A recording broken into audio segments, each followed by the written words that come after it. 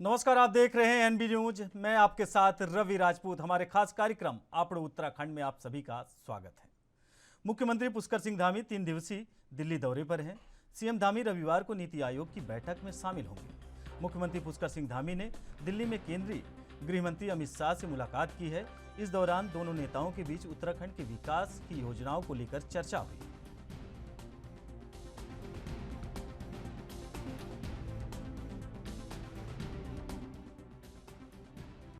गृह मंत्री अमित शाह जी से उनका मार्गदर्शन और भेंट करने के लिए गया था।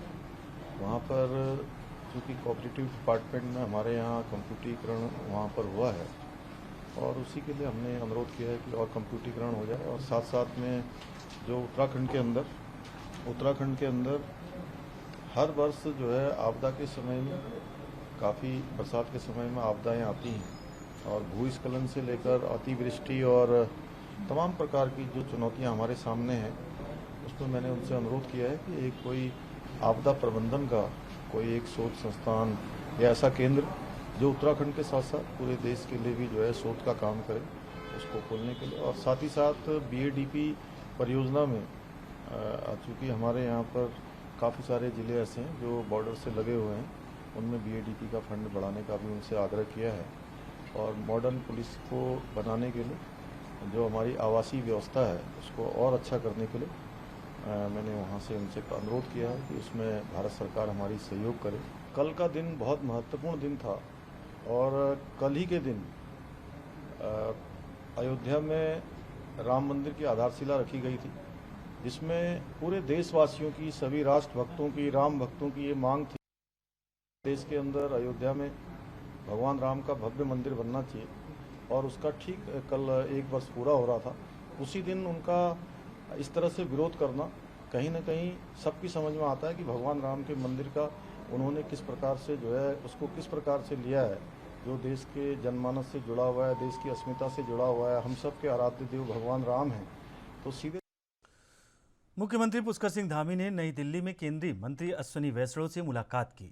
वहीं उत्तराखंड में मोबाइल नेटवर्क को मजबूत करने की मुख्यमंत्री के अनुरोध पर केंद्रीय मंत्री ने उत्तराखंड में बीएसएनएल के 1206 मोबाइल टावर की स्वीकृति दे दी है। प्रत्येक मोबाइल टावर की लागत 1 करोड़ रुपए आएगी। मुख्यमंत्री ने टनकपुर देहरादून के मध्य एक जनशताब्दी रेल सेवा शुरू किए जाने की भी अनुरोध किया है। चूँकि सबसे पहले तो मैं रेल मंत्री जी का, वो संचार मंत्री जी हैं, उनका धन्यवाद करना चाहता हूं कि उन्होंने 1202 मोबाइल के टावर 4G के उत्तराखंड के लिए स्वीकृत किए हैं। मैं संचार मंत्री जी का, माननीय प्रधानमंत्री जी का धन्यवाद करता हूं, जिसमें 1202 टावर उत्तराखंड के अंदर 1202 गाँव में लगाए जाएंगे। इसके साथ साथ रुड़की देवबंद रेल परियोजना, जिस पर काफ़ी काम हो चुका है, उस पर जो बचा हुआ अंशदान है, मैंने उनसे कहा है कि उस अंशदान को भारत सरकार वहन कर ले। इसके साथ साथ टनकपुर बागेश्वर जो महत्वाकांक्षी रेल योजना है, उस रेल योजना के लिए भी मैंने कहा है, उनसे अनुरोध किया है कि उसको जो है ब्रॉड गेज सर्वे में उसके कार्य को करवाया जाए। इसी प्रकार से ऋषिकेश से उत्तरकाशी रेल का जो डीपीआर बना हुआ है, उस डीपीआर को जल्दी स्वीकृति प्रदान हो। साथ साथ देहरादून का जो हर्रा वाला रेलवे स्टेशन है, उसका और अधिक आधुनिकीकरण किया जाए, चौड़ीकरण किया जाए। जो काठगोदाम देहरादून रेल सेवा चलती है, अभी 5 दिनों तक चलती है। मैंने अनुरोध किया है कि उसको पूरे सप्ताह में 7 दिन चलाया जाए। इसी प्रकार से टनकपुर से देहरादून की जो सेवा है, उस सेवा को चालू किया जाए, जिससे कि सीमांत क्षेत्र के लोगों को देहरादून राजधानी आने के लिए परेशानियों का सामना न करना पड़े। इसके साथ साथ जो टनकपुर से पूर्णागिरी शताब्दी जो हमारी ट्रेन चलती है, उसको काफ़ी टाइम लग जाता है, 10-12 घंटे दिल्ली पहुंचने में टनकपुर से लग जाते हैं। मैंने अनुरोध किया है कि उसका समय कम किया जाए, 5-6 घंटे में उसको जो है यहाँ। उत्तराखंड के हरिद्वार में कैबिनेट मंत्री सतपाल ने पर्यटन को बढ़ावा देने के लिए जिम कॉर्बेट नेशनल पार्क में मोदी ट्रेल बनाने की घोषणा की और वहीं लोग मोदी ट्रेल ऐप के जरिए अपने मोबाइल में भी देख सकेंगे। साथ ही उन्होंने कहा कि मोदी ट्रेल से जहां उत्तराखंड में पर्यटन को बढ़ावा मिलेगा, वहीं लोगों को प्रकृति के नज़दीक आने की भी अनुभूति होगी। इसके साथ ही मंत्री सतपाल महाराज ने बारिश के कारण हो रहे भूस्खलन और बाढ़ प्रभावित क्षेत्रों की लगातार मॉनिटरिंग करने की भी बात कही।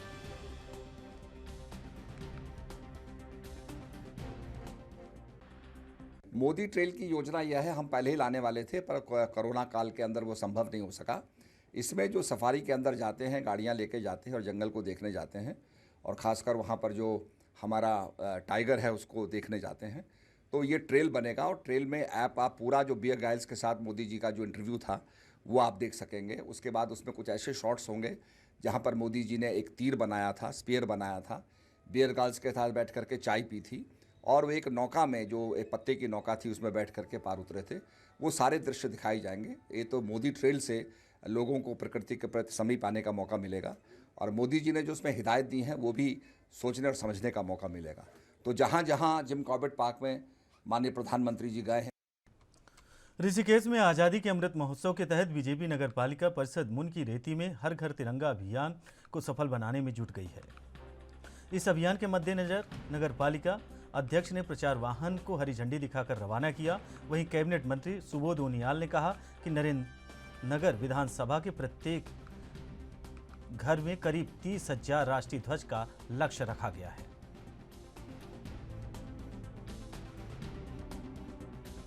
ये परिकल्पना है कि देश में एक राष्ट्र के प्रति सम्मान की भावना हो और राष्ट्रवाद और मजबूत हो, ताकि देश पूरी दुनिया में एक सशक्त राष्ट्र के रूप में खड़ा हो। इसीलिए आज़ादी के 75 वर्षों के अमृत वर्ष के रूप में मनाने का निर्णय लिया।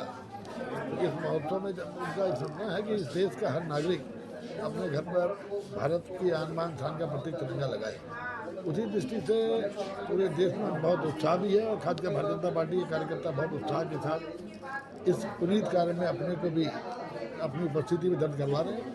और इसी दृष्टि से हम लोगों ने यहाँ पर पार्टी के कार्यकर्ताओं को, पार्टी के पदाधिकारियों को ये जिम्मेदारियाँ दी हैं कि किस तरह से यहाँ पर नरेंद्र नगर विधानसभा के घर घर में झंडा लगे भारत का, ताकि हर व्यक्ति को झंडे के प्रति जो उसकी भावना है उसका इजहार करने का अवसर भी मिले और झंडे का सम्मान भी उनकी दृष्टि में बढ़े और आने वाली पीढ़ी को भी राष्ट्र के प्रति एक लगाव। पार्टी का एक वृद्ध कार्यक्रम है, इसे हम उत्सव की तरह ले रहे हैं। अमृत महोत्सव, भारत की आज़ादी के 75 साल पूरे हो रहे हैं और केंद्र के हमारे संगठन से लेके हमारे राष्ट्रीय अध्यक्ष। बाजपुर में कांग्रेस की होने वाली भारत जोड़ो तिरंगा यात्रा को लेकर नैनीताल के पूर्व विधायक संजीव आर्य ने कांग्रेस कार्यकर्ताओं के साथ बैठक की। इस दौरान उन्होंने सभी कार्यकर्ताओं से मजबूती के साथ यात्रा को सफल बनाने की बात कही। साथ ही उन्होंने देश की भाजपा सरकार पर निशाना साधते हुए कहा कि बीजेपी धर्म के नाम पर लोगों को बांटने और राजनीति करती है।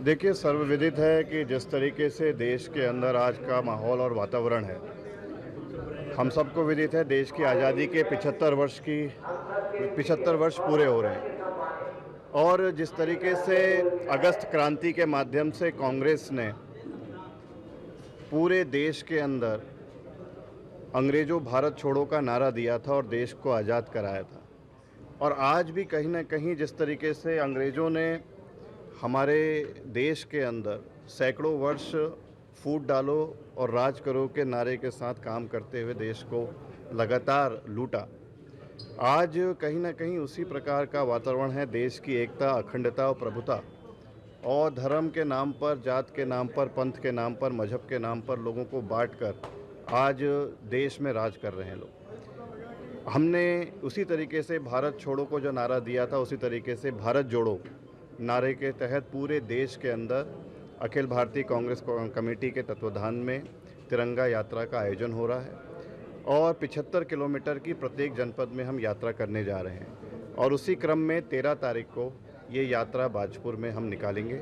आज उसी के परिप्रेक्ष्य में कार्यकर्ताओं, सभी साथियों के साथ हम बैठ रहे हैं। इस यात्रा का क्या रोड मैप होगा, किस तरीके से इस यात्रा का आयोजन होगा और किस तरीके से हम सर्वजाति समभाव के नारे के साथ देश की एकता, प्रभुत्व और अखंडता को मजबूत करने के लिए इस यात्रा को बेहतर बना सकते हैं, इसके लिए आज इस बैठक का आयोजन किया गया है। देखिए, मैं कह तो रहा हूँ कि आज देश के अंदर आप देख रहे हैं कि जब जब विपक्ष देश के अंदर जो ज्वलंत प्रश्न हैं, जो जनहित के मुद्दे हैं, जो जन सवालात हैं उसको लेकर जनता के बीच जाता है। चाहे वो महंगाई की हम बात करें, चाहे हम बेरोजगारी की बात करें, चाहे जीएसटी के तहत व्यापारियों के उत्पीड़न की हम बात करें, चाहे जो बुनियादी सवाल हैं जिसमें बिजली, पानी, सड़क, स्वास्थ्य, शिक्षा की बात आती है।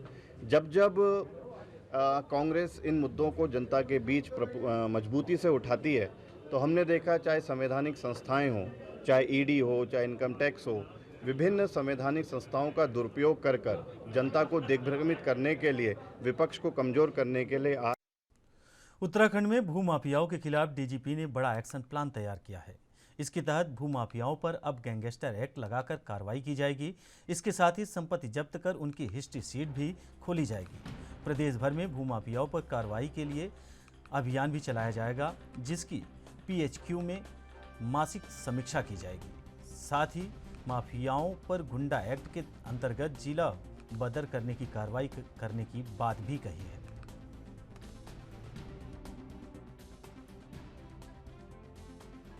देखिए, लेटली देखने में आ रहा है कि भूमाफिया गतिविधि बहुत ज़्यादा बढ़ती जा रही है। लोग बाग ज़मीनों को लेकर के, प्रॉपर्टीज़ को लेकर के बहुत ज़्यादा फ्रॉड्स हो रहे हैं, बहुत ज़्यादा स्कैम्स हो रहे हैं। जो लोग जीवन भर की संपत्ति अर्जित करके कोई अपनी ज़मीन खरीदते हैं, उसके साथ धोखाधड़ी हो जाती है। तो ऐसे लोगों को के विरुद्ध कठोर कार्रवाई करने हेतु सभी एसएसपीज को निर्देशित किया है हमने। साथ ही साथ जो सरकारी ज़मीनों पे कब्जा करते हैं उनके लिए जिलाधिकारियों से मिल करके उन पे कार्रवाई करने को कहा है। और तीसरा, जो लोग ऐसा संगठित गिरोह के रूप में कर रहे हैं एज ए ग्रुप, कि उनका काम ही है कि लोगों को की ज़मीनें हड़पो या उनके साथ धोखाधड़ी करो, तो उनके विरुद्ध गैंगस्टर एक्ट के अंतर्गत कार्रवाई करने हेतु निर्देशित किया है। इसका फ़ायदा यह है कि गैंगस्टर एक्ट में माफिया की संपत्ति जब्त करने का भी प्राविधान है। तो अगर ऐसे कुछ गैंग चिन्हित होते हैं जो इसको एज ए संगठित गिरोह कर रहे हैं, ऑर्गेनाइज्ड क्राइम के रूप में कर रहे हैं, तो उनकी भी। उत्तराखंड अधीनस्थ सेवा चयन आयोग पेपर लीक मामले में यूके के चेयरमैन एस राजू ने इस्तीफा दे दिया है। उन्होंने यूके पेपर लीक मामले में नैतिक जिम्मेदारी लेते हुए इस्तीफा दिया है। बता दें कि अभी यूके लीक पेपर मामले में एसटीएफ जांच कर रही है। इस मामले में अब तक 13 लोगों की गिरफ्तारी हो चुकी है। बता दें कि उत्तराखंड अधीनस्थ सेवा चयन आयोग ने दिसंबर 2021 में 4 और 5 दिसंबर ग्रेजुएट लेवल की परीक्षा आयोजित करवाई थी। एसटीएफ ने इस परीक्षा में पेपर लीक का खुलासा किया था। बताया जा रहा है कि इससे कई सारे ऐसे अभ्यर्थी हैं जो कि 10 से 15 लाख रुपए रिश्वत देने के बाद पेपर के जरिए इस परीक्षा को पास करके आए हैं।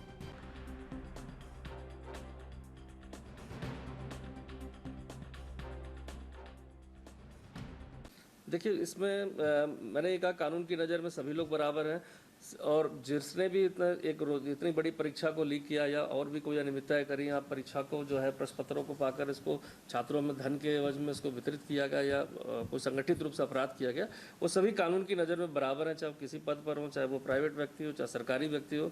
मैं आपको बताना चाहूँगा, इसमें जैसे सरकारी व्यक्ति में भी 4 लोग को अरेस्ट किया जा चुका है, अभी तक 2 लोग आउटसोर्स के 3 शामिल थे, उनको किया जा चुका है। तो कानून की नज़र में कहीं कोई बड़ा छोटा नहीं है, जिसकी संलिप्तता जिस आधार पर होगी उस कानून उसी तरह से अपना रूप लेगा। उत्तराखंड में अवैध खनन पर प्रशासन और वन विभाग की ओर से लगातार कार्रवाई की जा रही है, लेकिन उसके बाद भी खनन माफिया अवैध खनन करने से पीछे नहीं है।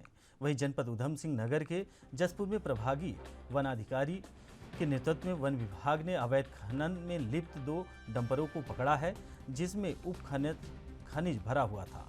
वहीं वन विभाग क्षेत्र अधिकारी राजकुमार सिंह ने बताया कि अवैध खनन पर लगातार कार्रवाई की जा रही है। आज भी प्रभागी वन अधिकारी के नेतृत्व में चेकिंग अभियान चलाया गया।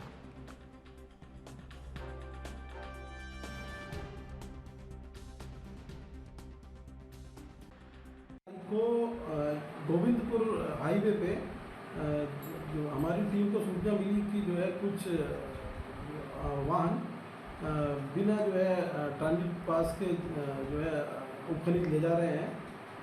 इसी क्रम में जो है हमारे प्रभागीय वन अधिकारी द्वारा एक टीम का गठन किया गया है, जो सुरक्षा वन टीम है। उसके प्रभारी श्री पूरन सिंह खनायत हैं, उनके द्वारा अपनी टीम को ले जाके जो है क्षेत्र में चेकिंग की गई। तो ये 2 वाहन जो है गोविंदपुर के पास हाईवे पे पकड़े गए। पहले का नंबर है UP20807868, दूसरा है UP20807764। इनके पास जब जांच की गई तो अभिवहन पास जो उपखनिज था उसके अभिवहन पास के जो कागज नहीं थे। इनको टीम के द्वारा पकड़ के लाया गया और जो है बतरामपुर वन परिसर में खड़ा कर दिया गया है। इस टीम में आनंद सिंह डांगी, अजय कुमार, तरसेम सिंह और मनमोहन सिंह सम्मिलित थे तथा सुरक्षा बल प्रभारी श्री पूरन सिंह खनायत थे। इन दोनों जो है वाहनों के विरुद्ध जो है मामला दर्ज करके चंपावत जिले के लोहाघाट राष्ट्रीय राजमार्ग पर सुबह बड़ा हादसा हो गया, जहां राजमार्ग पर पिथौरागढ़ की ओर से आ रहे डाक विभाग के पार्सल कैंटर ने स्कूल जा रहे मासूम छात्र हिमांशु बोरा की रौंदकर हत्या कर दी, जिससे हिमांशु की मौके पर मौत भी हो गई। वहीं घटना से गुस्साए परिवारजन एवं स्थानीय लोगों ने राष्ट्रीय राजमार्ग को जाम कर दिया। वहीं घटना की सूचना मिलते ही स्थानीय पुलिस मौके पर पहुंच गई और जांच कर रही है।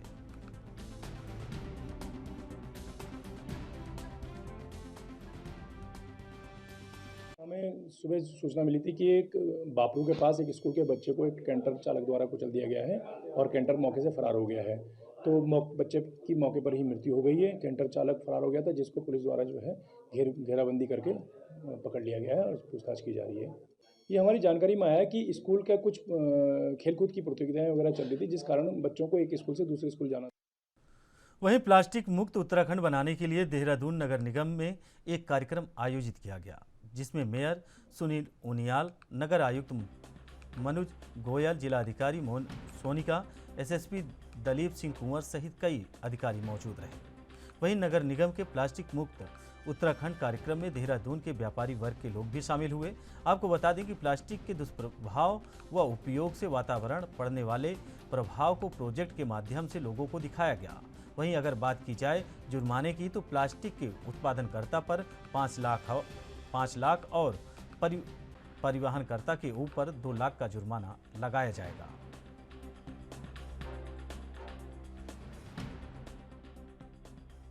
देखिए, आज प्रशासन के द्वारा यहाँ पर एक वर्कशॉप रखी गई है और वर्कशॉप में प्रशासन के द्वारा ये बताया जा रहा है कि कौन सा प्लास्टिक प्रतिबंध है, इसका विकल्प क्या है। लेकिन उसके बावजूद भी मैं सभी देहरादून वासियों से, पत्रकार बंधुओं के माध्यम से कहना चाहता हूं कि हम एक देहरादून जो है पूरे भारतवर्ष में मिसाल बने और हम ये ना सोचें कि इसमें क्या प्रतिबंध है, क्या प्रतिबंध नहीं है। हमें प्लास्टिक को देहरादून से जो है खुद ही टाटा बाय बाय कहना पड़ेगा। अगर हम इसको संकल्प लेंगे तो निश्चित रूप से जो है पर्यावरण भी हमारा ठीक होगा, हमारा स्वास्थ्य भी ठीक होगा और एक देहरादून का जो है पूरे भारतवर्ष में एक नाम होगा, एक मिसाल बनेगी कि देहरादून से जो है प्लास्टिक बंद हो गई। हम ये नहीं कह रहे कि सिंगल यूज प्लास्टिक बंद हो गई। तो ये मैं सभी देहरादून वासियों से सबसे अनुरोध करना चाहता हूँ। सिंगल यूज़ प्लास्टिक को लेके जो केंद्र सरकार के और राज्य सरकार के जो नियम है वो स्पष्ट हैं, परंतु केंद्र सरकार और राज्य सरकार के नियमों में थोड़ी भिन्नता होने के कारण जो केंद्र सरकार के नियम है उसमें राज्य सरकार ने और एक अग्रिम कदम बढ़ाते हुए कुछ एडिशनल चीज़ें भी डाली हैं। तो उसकी वजह से लोगों का ये थोड़ा सा हो सकता है, संभावना है कि वो उस पर एक उनका है। उसी के क्रम में ये आज प्रोग्राम भी था जिसमें कि उनको अवेयर किया जा सके, उनको बताया जा सके और लगातार यदि कोई संशोधन भी होता है केंद्र सरकार की तरफ से या कोई क्लैरिफिकेशन आता है तो उसकी वजह से भी लोगों को थोड़ा सा संशय उत्पन्न होता है कि अब कैसी स्थिति है। तो वो हम लगातार कम्युनिकेट कर रहे हैं, बता भी रहे हैं। तो सिंगल यूज़ प्लास्टिक की के बैन के ऊपर अवेयरनेस और क्या क्या सिंगल यूज़ प्लास्टिक में आता है और क्या क्या विधिक कार्रवाई हो सकती है, लेकिन उससे ज़्यादा क्या क्या हमें जानना चाहिए, उसके लिए ये एक awareness plus sensitization plus training session किया गया था, जिसके अंदर व्यापार मंडल से, उद्योग से, NGO से और काफ़ी SHG से काफ़ी जगह से लोगों को बुलाया गया था, जिनको कि हमने आज ट्रेन भी किया और सेंसिटाइज भी किया कि सिंगल यूज़ प्लास्टिक जो बैन हो रहा है उसको। वहीं हल्द्वानी में पिछले 10 दिनों से ठेकेदार आंदोलन पर हैं। अपने आंदोलन के 10वें दिन उन्होंने सरकार के खिलाफ बुद्धि शुद्ध यज्ञ करते हुए कि सरकार ठेकेदारों का उत्पीड़न कर रही है। कई डिवीज़न में ठेकेदारों की पेमेंट को रोक दिया गया है। वहीं कॉन्ट्रैक्टर वेलफेयर सोसाइटी के अध्यक्ष का कहना है कि सरकार द्वारा ठेकेदारों को अवैध खनन नियमावली 2005 से जोड़ा जा रहा है, जो कि बिल्कुल भी न्याय संगत नहीं है। या अवैध खनन नियमावली खनन पट्टे और रेता बजरी का स्टॉक करने वाले पट्टे धारकों के लिए बनाया गया था, लेकिन इसे राज्य के ठेकेदारों के ऊपर लगाया जाना बिल्कुल भी न्याय संगत नहीं है।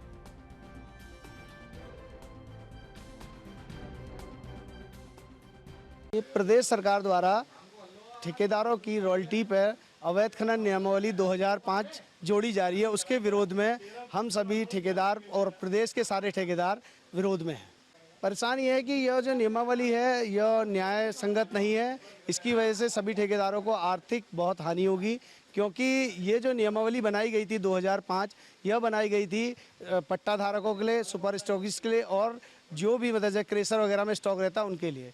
और इस नियमावली को ठेकेदारों की एक रॉयल्टी से जोड़ा जा रहा है, जो कि न्याय संगत नहीं है। आज हम लोगों ने शुद्धि बुद्धि यज्ञ किया है, जिससे सरकार को थोड़ा सा ठेकेदारों के प्रति अच्छी सोच आए। अभी यह जो वार्ता चल रही है सचिव लेवल पे चल रही है, और हमारे काफ़ी खंडों में जो खंड अधिकारी हैं और जो लेखा अधिकारी हैं उन लोगों ने हमारे ठेकेदारों की पेमेंटें रोक दी हैं, जबकि अभी तक किसी भी डिवीज़न में या किसी खंड पे कोई आदेश नहीं आया है और पूर्वत पेमेंटें होनी चाहिए, किंतु नहीं हो रही हैं। इसका हम लोग विरोध कर रहे हैं। सरकार से हम लोग ये चाहते हैं कि जो अवैध खनन नियमावली है इसको हटाया जाए, और जो हमारे प्रदेश में की नदियों में हल्द्वानी गौला का सबसे अधिक मूल्य है रॉयल्टी का 8.5 रुपया मैदानी क्षेत्र में, और पर्वतीय क्षेत्र में 4.25 रुपया है। तो सरकार से हम यह चाहते हैं कि इस मूल्य को निर्धारित कर 5 रुपये किया जाए, और हम ठेकेदार लोग जो भी रॉयल्टी प्रपत्र नहीं जमा कर पाते हैं तो 5 रुपये प्रति कुंटल के हिसाब से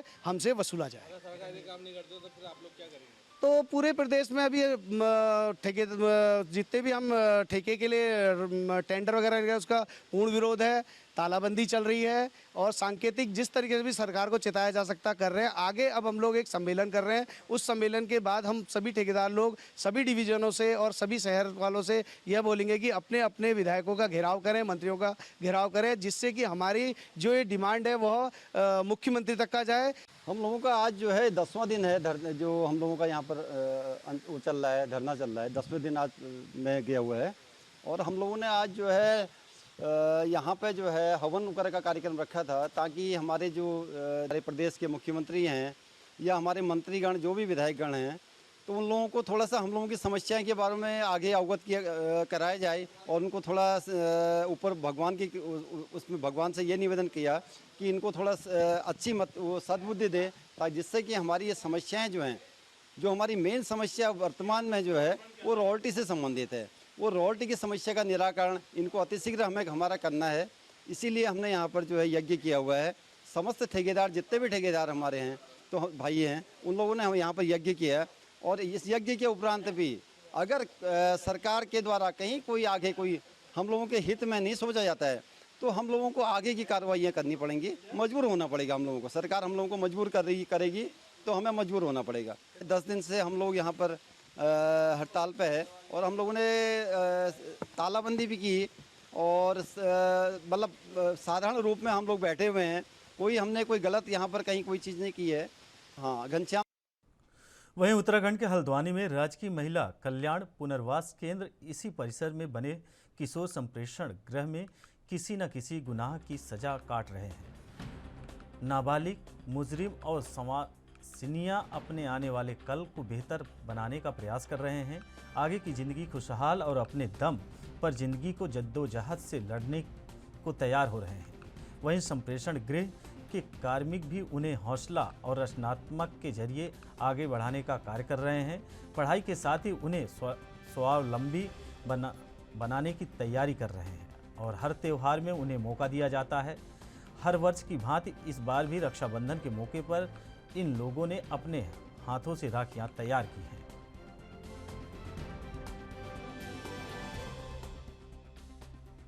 हल्द्वानी हम लोगों का प्रयास रहता है कि किसी भी त्यौहार में हम लोग कुछ ऐसा करें, कुछ त्यौहार से संबंधित कुछ भी उनको ट्रेनिंग दें, जिससे वो थोड़ा सा त्यौहार में कल्चर से भी जुड़े रहें बच्चे, और कुछ अपने सीखें उससे। जैसे हम लोगों ने पूर्व में दीपावली के अवसर पर मोमबत्ती निर्माण का कार्य किया था।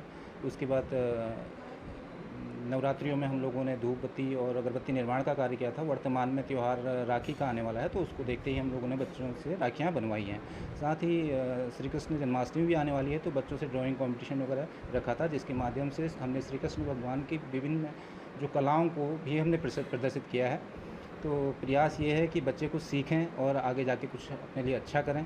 और हम सभी लोगों का प्रयास ये है कि बच्चे इस तरीके से अपने जो नकारात्मक विचार हैं उन पे ना उलझे रहें, उसकी सकारात्मकता उनके अंदर आए। इसी को दृष्टिगत रखते हुए हमारे विभागीय अधिकारियों ने भी हमें निर्देश दिए हैं, जिलाधिकारी महोदय ने भी निर्देश दिए हैं, जिला प्रोबेशन अधिकारी का भी हमेशा हम लोगों के प्रति ये रहता है कि हम कुछ न कुछ ऐसा करवाते रहें जिससे बच्चे भविष्य में कुछ अच्छा कर सकें।